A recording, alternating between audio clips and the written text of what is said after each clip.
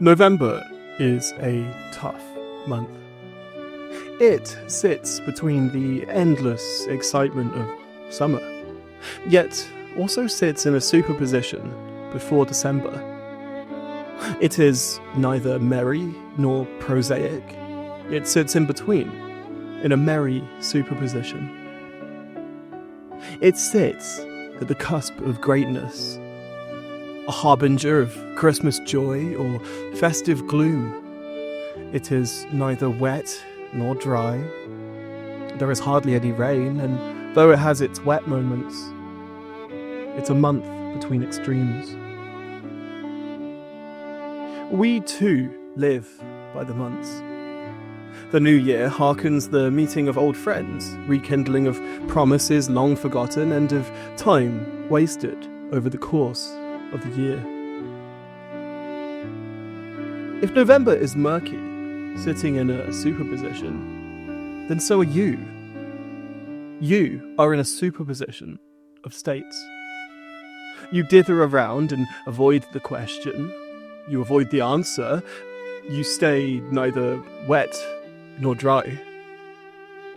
You sit in a superposition of self versus society. You versus them, us versus you. The question is, are you against the aggregate or for it? Moral wetness is easy. It drowns you. But how deep do you have to go before you realize you've gone too far? That your individual actions are culpable and the reason for sadness, the brokenness of the world around us. I'm not saying this to make you feel bad or guilty, and besides, you probably already know you've made some silly choices which didn't need to be made. But November is dry. November also avoids extremes. It doesn't pick sides. It isn't Christmassy or festive, not in a true sense. I've never heard Santa's sleigh bells in November. Never. But it's also not summery. We're past that point. We're in a superposition. You are in a superposition. Not quite winter, and not quite summer. Not dry, but not wet. Not yet, anyway. You can drown in the aggregate and follow the crowd, or tread bravely and carefully and do your own thing.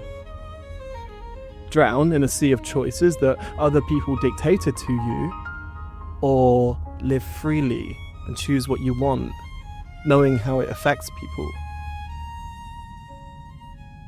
Staying dry isn't about leaving others in the sea.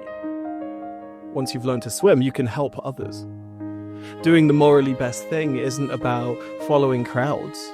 It isn't about escaping culpability and running for the hills. It's about lifting each other up. Is your choice lifting someone else up?